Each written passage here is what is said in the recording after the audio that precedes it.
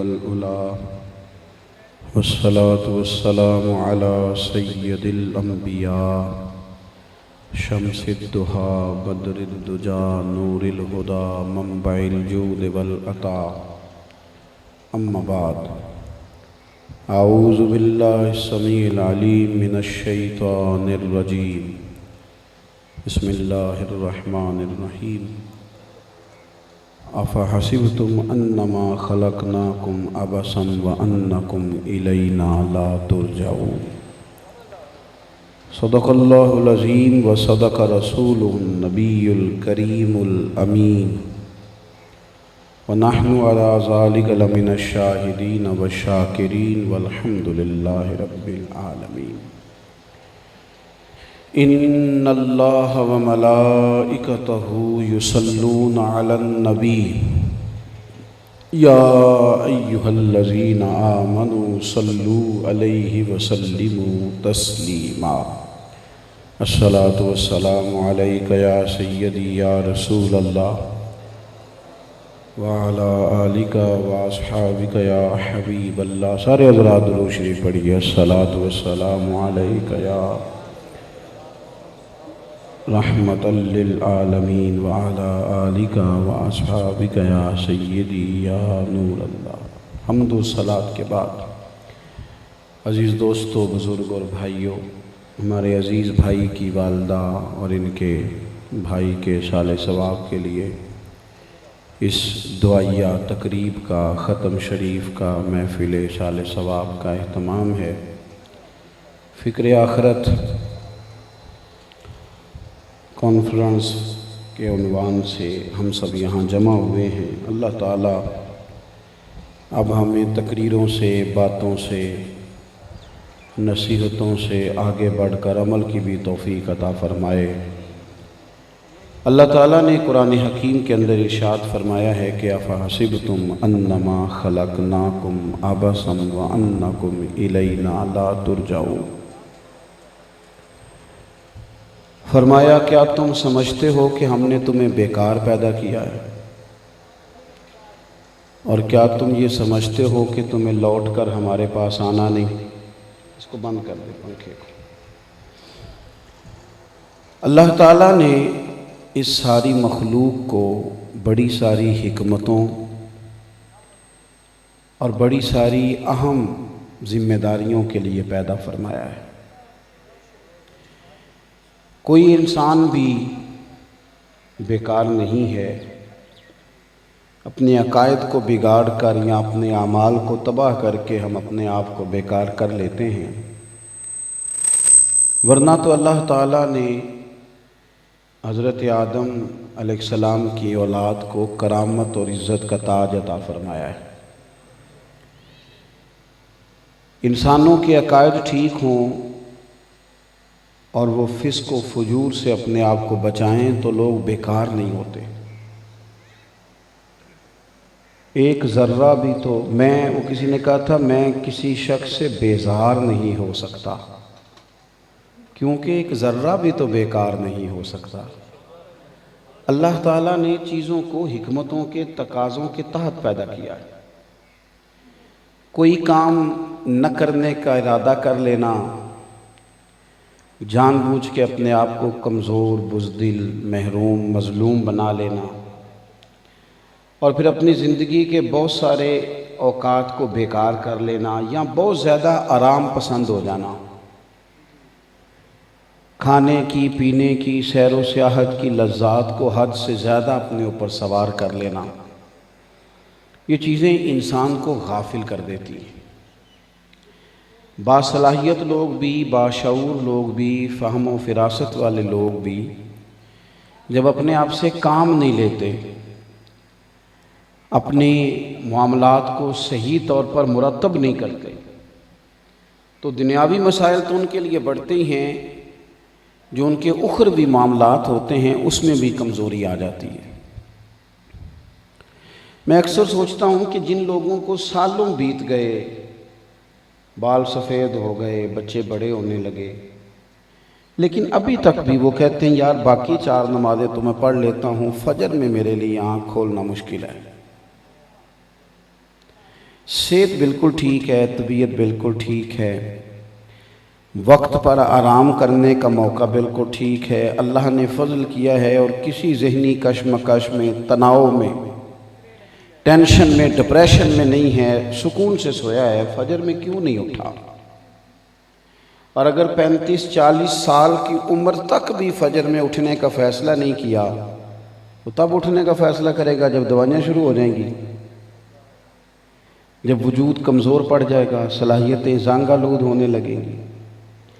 اپنے وجود کو بلا وجہ بیکار کر لینا، اپنی صلاحیت کو بلا وجہ بیکار کر لینا، کوئی کام ہی نہیں کرتے، کوئی توجہ ہی نہیں کرتے۔ جہاں تک تعلق باتیں کرنے کا ہے تو باتیں تو بالکل وہ لوگ جو بالکل ان پڑھ ہیں، جنہیں کچھ نہیں آتا، نشستن گفتن برخاستن کے، تو وہ بھی بہت زیادہ قائل ہیں، بہت لمبی چوڑی باتیں کر لیتے ہیں۔ زندگی میں پہلے تو اپنے آپ کو پہچانا جائے، غور کیا جائے کہ بھلا میں کیا کر سکتا ہوں۔ کوئی کام ہی زندگی میں کر لیا جائے، کوئی ہی کر لیا جائے۔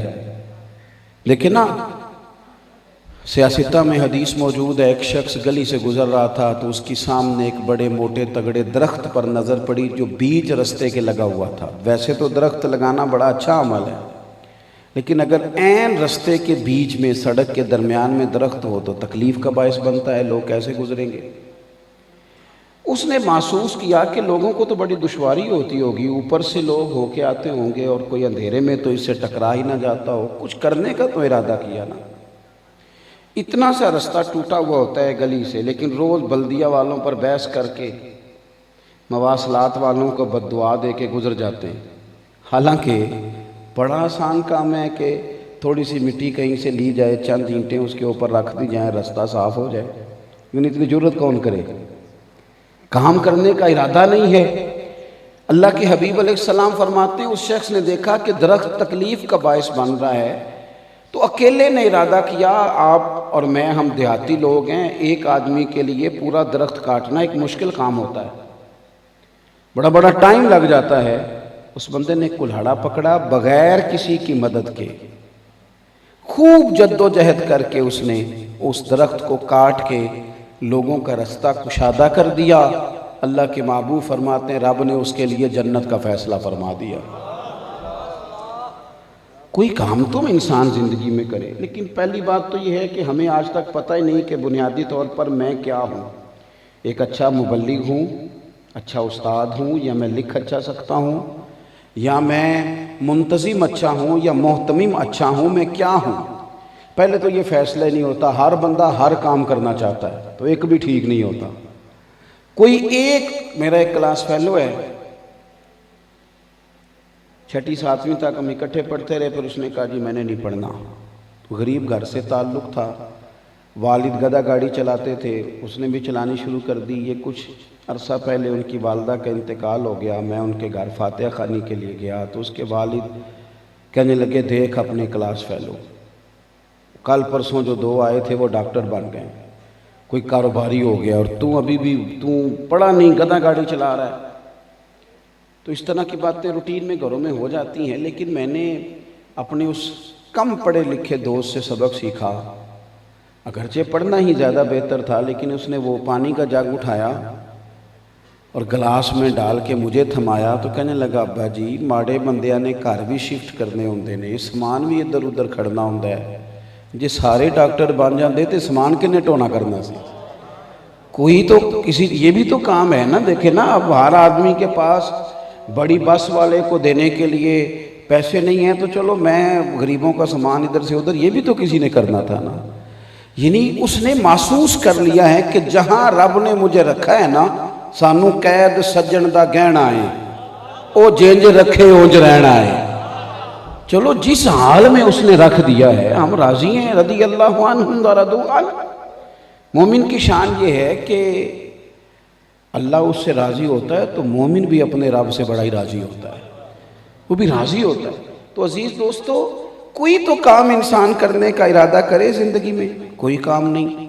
آپ یہاں بیٹھیں کہ میں بور ہو رہا ہوں، تو بھائی بور ہونے کے لیے بھی تو ٹائم چاہیے نا، تو وہ کہاں سے لایا آپ؟ ٹائم کہاں سے لائے بور ہونے کا؟ کہاں سے آپ؟ اتنا تو ٹائم ہی نہیں ہے زندگی میں کہ بندہ بور ہو سکے۔ آپ یہاں بیٹھے میں ٹائم پاس کر رہا ہوں بھی، اتنا ٹائم کدھر سے آپ کے پاس آیا جو پاس کرنا پڑا، جو گزارنا پڑا، جو گزر نہیں رہا تھا؟ اتنا تو ٹائم ہی نہیں ہے زندگی میں۔ وہ لوگ جو کچھ کام کرنے والے تھے، کیوں نہیں بھلا ہم سے کچھ ہوتا؟ 39 سال عمر پائی ہے حضرت عمر بن عبدالعزیز نے، پوری 40 نہیں، 39۔ وہ تو لاکھوں مرتبہ درود شریف بھی پڑھ گئے، 20 مرتبہ قرآن پاک کے انہوں نے ختم خود تلاوت کر کے کیے، انہوں نے بڑی بڑی بلڈنگیں بنائیں، مدارس بنائے، انہوں نے قوم کو انصاف دیا۔ 39 سال عمر پائی اور صدیاں بیت گئی ہیں، ذکر ان کا ممبروں پہ ہو رہا ہے۔ جن لوگوں نے کام کرنا ہے وہ تو فیصلہ کر چکے ہیں، ترجیحات کا تعین کر چکے ہیں، وہ تو میدان میں۔ اور یہ بھی یاد رکھیں، میدان میں نکلنا ضروری ہوتا ہے، جیتنا ضروری نہیں ہوتا۔ کھیل میں ایک کھلاڑی نے جیتنا ہوتا ہے، لیکن جو آخر تک کھیلتا رہے انعام اس کا بھی بنتا ہے۔ ہم یہ سمجھتے ہیں کہ شاید جیت جانا ہی کمال ہے۔ جتنے نبی دنیا میں آئے علیہم السلام سارے کامیاب ہو کے گئے، سب انبیاء کامیاب ہیں۔ توجہ ہے آپ دوستوں کی؟ پھر غور کریں میں کیا کہہ رہا ہوں، سب نبی کامیاب گئے، لیکن کسی پیغمبر کا کلمہ 4 لوگوں نے پڑھا ہے، کسی کا 6 نے پڑھا ہے، کسی کا چند 100 نے پڑھا ہے۔ نبی کیوں کامیاب گئے؟ کہ ان کے ذمے جو تبلیغ کی ڈیوٹی تھی وہ ڈیوٹی انہوں نے پوری ادا کی ہے۔ باقی دل تو اللہ کے دستے قدرت میں ہیں، جب چاہے پھیرے جب چاہے نہ پھیرے۔ انہوں نے ڈیوٹی پوری کی، کام۔ وہ حضرت رومی رحمۃ اللہ علیہ نے لکھا ہے کہ ایک شہر میں بیماری بار بار پھیل جاتی تھی، تو بہت سارے اطباء جو تھے، بہت سارے ڈاکٹر وہ پریشان تھے۔ بالآخر تحقیق اور ریسرچ کے بعد یہ رزلٹ نکلا کہ یہ جو پہاڑی کے اوپر پہاڑی تھی، کو 6-7 پہاڑیاں تھیں، تو سب سے اوپر ایک جڑی بوٹی ہے ایک پہاڑ کے اوپر، وہ اگر میسر آئے تو اس سے اس بیماری کا علاج ممکن ہے، لیکن وہاں تک تو جا ہی کوئی نہیں سکتا، اونچائی بہت زیادہ ہے، کون جائے گا؟ اور وہ بار بار وہاں اگتی ہے، وہ روز کی ضرورت ہے لوگوں کی، اور بیماری بھی روز ہوتی ہے، کون جائے گا؟ اب جو بھی اوپر چڑھتا پیر پھسلتا نیچے آ جاتا، جو بھی چڑھتا پیر پھسلتا نیچے آ جاتا۔ میری بات پر توجہ ہے آپ دوستوں؟ غور فرمائیے میں کیا کہہ رہا ہوں۔ ایک شخص نے کہا کہ یہ کب تک چلے گا بھلا؟ لوگ بیمار رہیں گے اور اوپر جو بھی جائے گا وہ کہے گا جی وہ نہیں ہو سکتا، ایسا نہیں، آخر کسی نے تو بارش کا پہلا قطرہ بننا ہے۔ اس نے پہاڑ کاٹنے کا سامان لیا، ہتھوڑا پکڑا، چیزیں پکڑیں، چڑھ گیا، پہلا پہاڑ کاٹنا شروع کیا، میں سیڑھیاں بناؤں گا اوپر جانے کے لیے۔ لوگ اسے باولا اور دیوانہ کہنے لگے، تو بڑا بیوقوف ہے، تو کیسے پہاڑ کاٹے گا؟ عجیب انسان ہے تو۔ یہاں بہت سارے لوگ کہتے نہیں آپ کیسے آگے بڑھیں گے، کس طرح یہ کام ہوگا؟ میں اکیلا ہی چلا تھا جانب منزل مگر، پھر لوگ آتے ہی گئے اور کارواں بنتا گیا، پھر کارواں بنتا گیا۔ تو کیسے جائے گا؟ اس نے کہا چلو مجھے کر تو لینے دو نا۔ اس نے محنت کی، سالوں لگ گئے، ایک پہاڑ پہ رستہ بنایا، پھر محنت شروع کی، دوسرے پہاڑ پہ رستہ بنایا، تیسرا بھی آدھا بھی نہیں بنا سکا تھا کہ وقت اجل آ گیا۔ اب لوگ وہاں تک آ جا رہے ہیں، تو اس سے ایک شخص نے کہا کہ کیا تجھے ملا، رزلٹ کیا نکلا؟ کر تو کچھ بھی نہیں سکا اور موت کا وقت آ گیا۔ کہنے لگا نہیں، میں کامیاب ہوا ہوں، جیت کے جا رہا ہوں۔ کس طرح؟ کہنے لگا میں نے آدھا رستہ بنا دیا ہے، اب جو میرے بعد شروع کرے گا وہ یہاں سے شروع کرے گا جہاں سے میں نے ختم کیا ہے، اس کو شروع سے نہیں شروع کرنا پڑے گا۔ امام بخاری رحمۃ اللہ علیہ ہماری یہ والی تکلیف دور کر دی کہ ہم جائیں حدیث ڈھونڈ کے لائیں، اس کی سند پر بحث کریں، ہم اسماء الرجال پر گفتگو کریں، یہ ہماری ٹینشن نے ختم کر دی۔ یہ حدیث صحیح ہے، یہ حسن ہے، یہ متواتر ہے، یہ ضعیف ہے، یہ انہوں نے طے کر کے ہمیں دے دیا۔ انہوں نے کہا لو یہ والا سفر تمہارا میں نے ختم کر دیا ہے، اب حضور کی حدیثیں پڑھتے رہنا اور اس سے فیض حاصل کرتے رہنا۔ تمہارا کسی کا سفر تو آسان کریں، کچھ تو کریں نا، چلیں آدھا ہی صحیح، جو بعد میں آئیں گے وہ آدھے سے شروع کر لیں گے، وہ وہاں سے سٹارٹ۔ ہم نے کیا کیا ہے، ہم نے بسم اللہ پڑھنا ہی پسند نہیں کیا۔ کوئی کام زندگی میں ہو جائے اپنی آخرت کے لیے، کوئی بہتری ہو جائے، کہیں سے شروع تو کریں، اور غیر ذمہ دار نہ بنیں۔ سو کے نہ وقت گزارے، بہت اچھا کھانا، بہت جم کے سونا، دو ہی کام کیا زندگی میں رہ گئے؟ کچھ تھوڑا سا اپنی طبیعت کو تکلیف میں ڈالیں۔ وہ کسی نے کہا تھا کہ ہلکا سا تبسم ہو جائے تزئین گلستان کی خاطر۔ وہ کچھ زیادہ ہی نازنی تھے، محبوب تو ہنسنا بھی پسند نہیں کرتے تھے۔ انہوں نے کہا یار تو ہنسے گا تو تیری وجہ سے اور بھی کئی ہنسیں گے، تو مسکرائے گا تو ذرا اور کے چہروں پر بھی مسکراہٹ۔ تو اس نے کہا ہلکا سا تبسم ہو جائے تزئین گلستان کی خاطر۔ تکلیف تو تم کو ہوگی مگر پر تکلیف ذرا سی سہتا جا، تھوڑی سی تکلیف برداشت کر، پر تیرے مسکرا دینے سے اگر کئی ہنس پڑتے ہیں تو حرج کیا ہے اس میں تیرا نقصان کیا ہے؟ اگر تیرے تھوڑا سا تازہ دم رہنے سے اور بھی کئی ہو جاتے ہیں تو اس میں حرج کیا ہے؟ تھوڑا سا زندگی میں اگر انسان کوشش کرے، ہمت کرے، پہلے تو کام نہیں کرنا، اور اگر کوئی کرنا ہے تو وہ بس نہ پورا سا جان چھڑانے کے لیے باقی کل کر لیں گے، باقی پرسوں کر لیں گے، بھائی اتنا ہی ہے نا، باقی اس کو مینج نہیں کرنا۔ زندگی میں ڈیوٹی کریں، اپنی آخرت کے لیے کام کریں۔ مسلمان جیتے جاگتے زندہ دل کو کہتے ہیں۔ مسلمانوں نے کبھی بھی تھک کے، ہار کے، پیچھے بیٹھ کے تبصرے کر کے وقت نہیں گزارا۔ پلٹنا، جھپٹنا اور جھپٹ کر پلٹنا، یہ لہو گرم رکھنے کا ہے ایک بہانہ۔ انہوں نے زندگی جاگ کے گزاری، تازہ دم لوگ تھے۔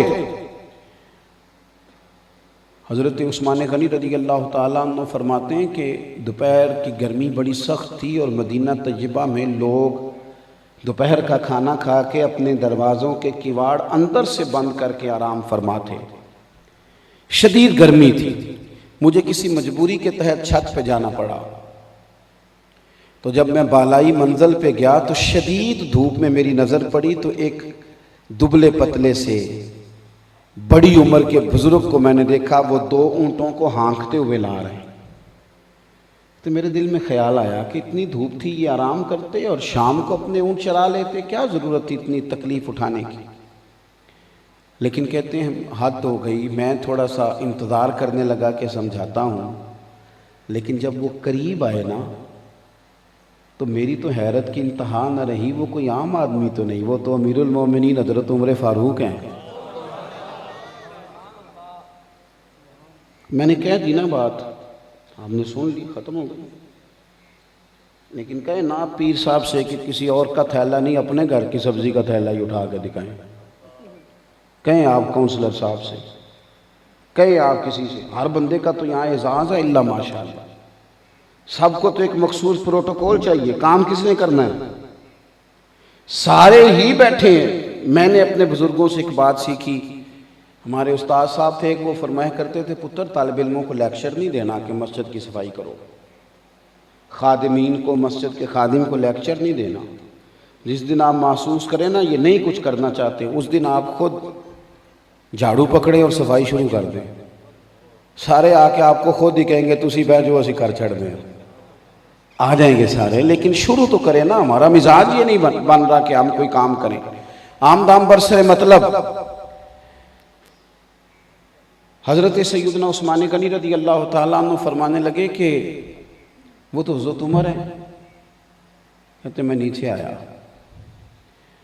اور میں نے نیچے آ کے بڑے ادب سے عرض کی حضور یہ ٹائم تو لوگوں کے آرام کا ہے، آپ اپنے آپ کو تکلیف دے رہے ہیں۔ تو فرمانے لگے یار یہ بیت المال کے مال غنیمت کے 2 اونٹ تھے، مسلمانوں کی امانت تھی، یہ بھاگ گئے تھے، میں پکڑنے گیا تھا۔ ہمارے ہاں کمیشن بنتا ہے، پھر وہ رپورٹ دیتا ہے، پھر اس کے بعد سویرے ذمہ دار آدمی اٹھ کے کہتا ہوں میں نے تو ٹی وی پہ دیکھا ہے۔ تو میں نے کہا آپ اتنے بیوقوف ہیں تو حکومت کیوں کر رہے ہیں، چھوڑ دینا۔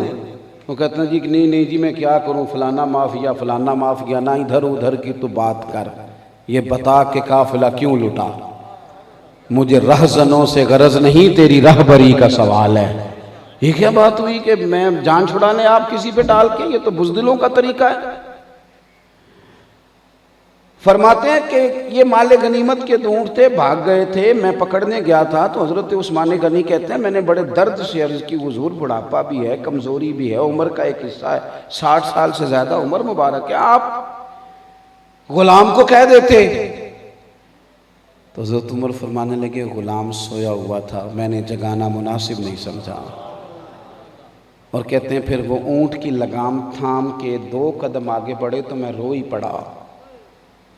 کہنے لگے عثمان ویسے بھی مسلمانوں کی امانتوں کی ذمہ داری عمر فاروق کی ہے، غلاموں کی تو نہیں نا، تو میں اپنی ذمہ داری کا احساس نہ کروں، میں ڈیوٹی نہ کروں اللہ کے حضور؟ جب دیکھو نا یار، 22 لاکھ مربع میل کا حکمران، پیوند لگے کپڑے، ننگے پاؤں عید کی نماز پڑھانے جا رہے ہیں، چھوٹے چھوٹے بچے سلام کرنے کے لیے کھڑے ہوئے تو حضرت عمر رو پڑے۔ کہنے لگے پتر عمر کا ایک کام کرو گے؟ حضور فرمائیں۔ کہنے لگے دعا کرو اللہ عمر کو معاف کر دے، عمر بخشا جائے، یہ دعا مانگو۔ یہ کیا تھا؟ یہ فکر تھی نا ان لوگوں، خیال تھا کہ ہماری ذمہ داریاں ہیں، ہم نے ان ذمہ داریوں کو نبھانا ہے۔ بڑا بہترین کام دین کا ہو رہا ہے۔ کیا ہو رہا ہے؟ کہتے ہیں آپ نے کل تصویریں نہیں دیکھی؟ یہ دین کا کام ہے۔ کل میں نے پھیتا نہیں کاٹا تھا فلانی جگہ، کل فلاں جگہ آپ نے مجھے دیکھا نہیں، میں دعائے خیر کے لیے گیا تھا۔ بہت کام ہو رہا ہے۔ او بھائی آپ دیکھیں تو صحیح، دنیا کدھر چلی گئی، حالات کہاں تک پہنچ گئے۔ آپ کے ملت کے جوانوں کا جو شعور ہے وہ گمراہی کے کس رستے تک پہنچ گیا۔ کتنے سارے لوگ ہیں جو صرف مذہب اور مذہبی لوگوں کا معاذ اللہ مذاق اڑا کے نکل جاتے ہیں۔ کتنی کچھ زیادہ ضرورت تھی ذمہ داری کے احساس کی، لیکن ہم کوئی کام نہیں کرتے، ہمارا مزاج نہیں کام کرنے کا۔ ہمارے ملک میں میڈیا اتنا زیادہ عام کس طرح ہوا؟ وہ اس لیے ہوا کہ سب کو تو تبصرے کرنے کا شوق ہے۔ جس قوم کو تبصرے کرنے کا شوق ہو اس میں پھر نئے سے نئے چینل ہی بنا کرتے ہیں، اس میں یونیورسٹیاں نہیں بنا کرتے۔ جو قوم صرف تبصروں کی شوقین ہو وہاں نئے سے نئے چینل بنتے ہیں، وہاں مدارس نہیں قائم ہوتے، کتابیں نہیں لکھی جاتی، کیونکہ شوق ہی تبصروں کا ہے۔ فلانے نے بات کی، دیکھا نا کتنی تگڑی کی، بھئی اس کے بعد رزلٹ کیا ہے، عملی صورت کیا ہے، آگے بڑھنے کے لیے ترجیحات کیا ہیں، راہ کا تعین کیا ہے۔ عمر اتنی زیادہ ہو گئی، کئی ہمارے ساتھ والے چلے گئے، پہلے جسم ٹھیک تھا اب جلدی تھکتا ہے، کمر میں تکلیف ہو جاتی۔ اب کئی ہم عمر لوگ کہتے ہیں اوہو آپ کے تو بال سفید ہونے لگ گئے، اب تو ڈاکٹر کے پاس جائیں تو 4-5 ٹیسٹ لکھ دیتا ہے۔ تو یہ سارے پیغام ہی ہیں کہ تھوڑا واپسی کا سفر ہے۔ اب آہستہ آہستہ کر کے کچھ چیزیں ایسی ہیں جو اپنا غلبہ کرتی ہیں۔ سمجھنے کا ٹائم کب آئے گا، بدل جانے کا وقت کب آئے گا، تبدیلی کب ہوگی نظریات میں، کس دن جان چھوٹے گی کہ بس اس سے زیادہ دولت کی ضرورت نہیں، گزارا ہو جائے گا، کس دن یہ خیال کریں گے کہ بس اب مجھے کوئی نام بھی سلوٹ کرے تو میں راضی ہوں، کس دن وہ وقت آئے گا جس دن ہم کہیں گے آج کوئی بندہ نہیں، کوئی گپ شپ نہیں، صرف میں جانوں اور میرا مسلح جانے۔ وہ ٹائم کس دن آئے گا جس دن کہیں گے آج کسی کے ساتھ وقت نہیں گزارنا، اپنے رب کی بارگاہ میں دعائیں مانگنی ہیں، آج مسلح کے ساتھ وقت گزارنا۔ وہ دن بھی تو آنے چاہیے نا۔ اس طرح کا مزاج بھی تو طبیعت میں ہونا چاہیے۔ ساری فکر ہی دنیا داری کی، آخرت کی فکر کب کرنی ہے؟ حضرت فاروق اعظم رضی اللہ تعالیٰ عنہ کی ایک بات یاد آئی، بس بات سمیٹنے لگا ہوں۔ سیدنا عمر کی لوگ تعریفیں کر رہے تھے نا، جب آپ کو زخم لگا تھا بڑی تعریفیں ہو رہی تھیں کہ عمر کی کیا بات ہے، عمر کی کیا بات ہے۔ تو حضرت عمر کو حضور نے اپنی زبان اطہر سے جنتی کہا ہے۔ اور ایک روایت تو یوں بھی ملتی ہے کہ جس دن پہلے دن کلمہ پڑھ، ایک تو عشرہ مبشرہ 10 لوگوں کو جنت کی بشارت دی نا، جس دن پہلے دن کلمہ پڑھنے حضرت عمر آئے تھے تو حضور نے فرمایا تھا عمر کیا وہ وقت نہیں آیا کہ تو کلمہ پڑھ لے اور مجھ سے جنت لے لے؟ پہلے دن حضور نے فرمایا۔ اتنا پکا مضبوط آدمی، ساری زندگی خیر کی، ڈیوٹی کی، محنت کی، جد و جہد کی، کوشش کی، لیکن جب آپ کو زخم لگا اور آپ پر نزع کا عالم طاری ہوا تو لوگ آپ کی تعریفیں کرنے لگے، عمر کی بڑی بات ہے، عمر کی بڑی بات ہے، عمر کی بڑی بات ہے۔ تو حضرت فاروق اعظم رو پڑے، فرمانے لگے تم میری تعریفیں کر رہے ہو، اگر میں نے کوئی نیکی کی بھی ہے تو میں صرف اپنے رب سے اتنی امید کرتا ہوں کہ اللہ تعالیٰ نا، یہ دیکھو عاجزی کا پہلو، فرمانے لگے دعا کرتا ہوں کہ اللہ تعالیٰ نا مجھے برابر برابر چھوڑ دے، بس درجے کی ضرورت نہیں، کہ جا تیری نیکی بدیاں دیکھی ہیں تجھے برابر برابر معاف کر دیا، درجوں کی ضرورت نہیں، بس عمر کے لیے معافی کا اعلان ہو گیا تو عمر کامیاب ہو گیا۔ اپنی آخرت کے معاملے میں جب بندے کو فکر لگ جائے، ہمارے نا حاجی ابو داؤد محمد صادق صاحب رحمۃ اللہ علیہ کے صاحبزادے ایک دو دوست اور ان کے ساتھ تھے، وہ نا حضرت محدث اعظم سے بیعت تھے فیصل آباد میں، تو عید کے دوسرے دن زیارت کے لیے یہاں مزار شریف پہ آتے تھے۔ تو کہتے ہیں ایک عید پہ نا زور کی نماز کے بعد وہ گجرانوالہ سے نکلے فیصل آباد آنے کے لیے، تو تسبیح ہاتھ میں تھی، تو بس پہ آ کے نا تو ٹکٹ شیخو پورہ کا لے لیا۔ ہم نے کہا حضور فیصل آباد نہیں جانا، تو اشارے سے کہنے لگے چپ کرو، تسبیح پڑھ رہا ہوں۔ تو شیخو پورہ آیا، وہاں اترے، تسلی سے وضو کیا، عصر کی نماز پڑھی، پھر اگلا سٹاپ ٹکٹ لینا تھا تو شاہ کوٹ کا لے لیا۔ کہا حضور فیصل آباد نہیں جانا، چپ کرو۔ وہاں اتر کے مغرب کی نماز پڑھی، اور مغرب پڑھ کے کہنے لگے یار کئی بسوں والے کھڑا کر لیتے ہیں، کئی کھڑا نہیں کرتے، اب یہ تو نہ ہو کہ ہم اپنا 1-2 گھنٹہ بچانے کے لیے 2-3 نمازیں قضا کر دیں، اس لیے 2 جگہ پہ میں نے سٹاپ کیا ہے، رکا ہوں تاکہ میری عصر بھی وقت پہ ہو جائے، مغرب بھی، اور جن کے پاس اپنی گاڑی ہے،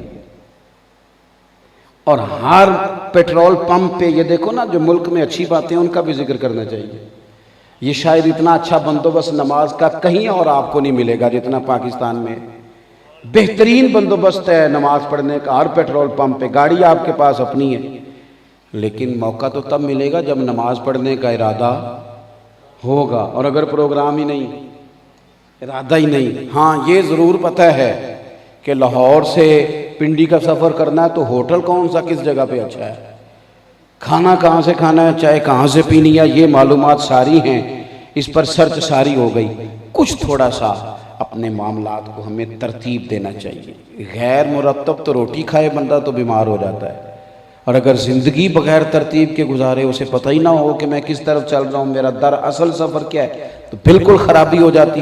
اپنی زندگی میں اپنے معاملات پوری طرح ترتیب دیں، اپنی صلاحیت سے کام لیں۔ بات ختم کر رہا ہوں، کچھ نہ کر سکے، کچھ نہ کر سکے، ادھر دیکھیں میری طرف، تو لوگوں کو صرف تکلیف دینا ہی چھوڑ دیں،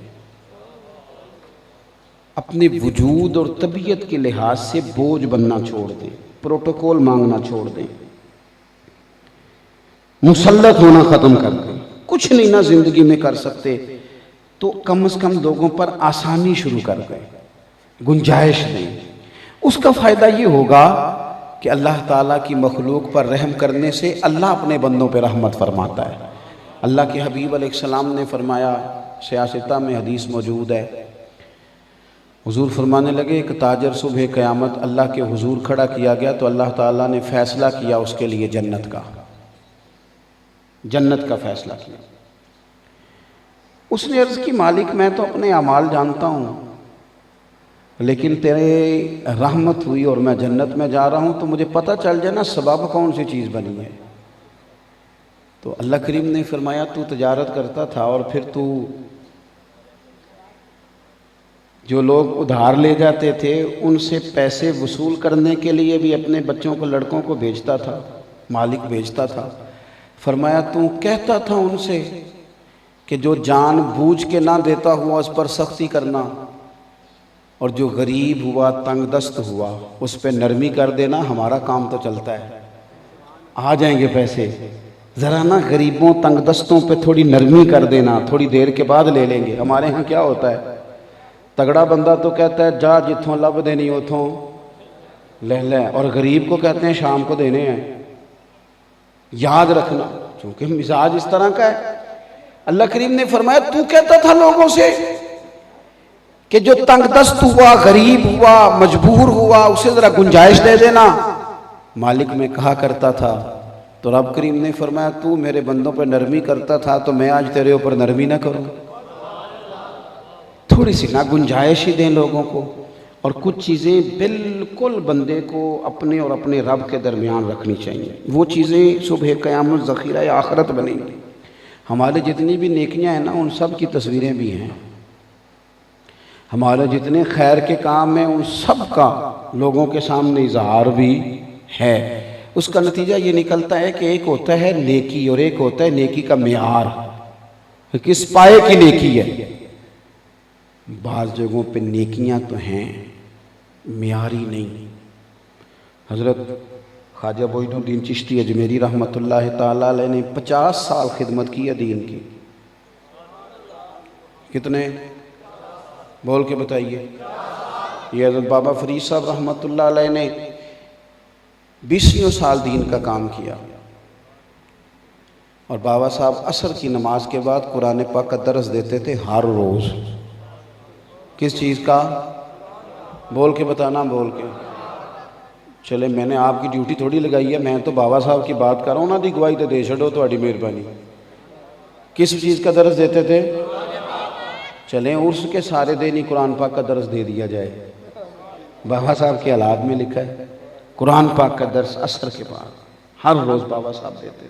خدمت کی ڈیوٹی کی اور رجال کار تیار کیے، خواجہ نظام الدین جیسے لوگ، حضرت مخدوم علی احمد صابر جیسے لوگ، بندے تیار کیے، کام کیا۔ تعلیمات جو تھیں، جو ان کی اصل کام تھا وہ رہ گیا، اور جو چیزیں صرف تبرک تھیں ان پر توجہ چلی گئی۔ اصل کام کرنے کی ضرورت ہے اہل تصوف کا۔ وہ اصل کام کیا ہے؟ تبلیغ دین، اشاعت علم دین۔ بہرحال بات چونکہ لمبی نہیں کرنی، 50 سال خدمت کی ہے دین کی، دن کو تبلیغ، رات کو عبادت۔ خواجہ معین الدین صاحب نے آخری عمر میں بڑا رویا کرتے تھے، ہر وقت روتے تھے۔ خدام نے ایک دن عرض کی، حضور اتنی خدمت کے باوجود بھی پلکیں ہر وقت بھگوئے رکھنا معنی کیا ہے؟ تو خواجہ اجمیر فرمانے لگے نیکیاں تو کچھ ہیں، اور میں نے غور کیا ہے ہیں کچھ، تم ٹھیک کہتے ہو، پر وہ اس قابل نہیں کہ اللہ رسول کی بارگاہ میں پیش کی جا سکے۔ وہ جو معیار ان کا ہونا چاہیے نا، وہ معیار ان کا جو ہونا چاہیے، یعنی میرے جیسے بندے نے بڑا سفر کیا، بڑی بات کی، پھر نعرے بھی لگوا لیے، پھر جناب اس نے لنگر بھی کھا لیے، پھر جناب اس نے پروٹوکول بھی لے لیا، تو تھی تو صحیح کوئی خیر اس میں، لیکن بعض اوقات وہ چیز اس معیار کی نہ رہی جو اس کا اصل معیار ہے۔ میں کئی دفعہ دعوت دینے والوں سے بھی کہتا ہوں اچھی برانڈ سمجھ کے نہ بلانا، ایک مشہور آدمی کو بلا رہے ہیں یہ سمجھ کے دعوت دینا کہ یہ رب رسول کے دین کا نوکر ہے، بس اس طرح کا لہجہ بنانا، اس طرح کا ماحول نہ بنانا، یہ ٹھیک نہیں ہوتا۔ کچھ چیزیں ہمیں بالکل سادگی میں، اخلاص میں لانی چاہیے۔ عزیز دوستو، زندگی میں ایک تو کچھ کریں، اور پھر کریں تو ذمہ داری سے کریں، اور پھر اگر نیکی ہو تو اس کا کوئی معیار ہو، اس میں اخلاص ہو، للہیت ہو۔ پھر دعا کرتا ہوں اللہ تعالی ہمارے بھائی کی والدہ اور ان کے بھائی کی کامل مغفرت کرے، ہمارے یہاں جمع ہونے کو اپنی بارگاہ میں قبول فرمائے۔ آخر دعوانا ان الحمدللہ۔ اللہم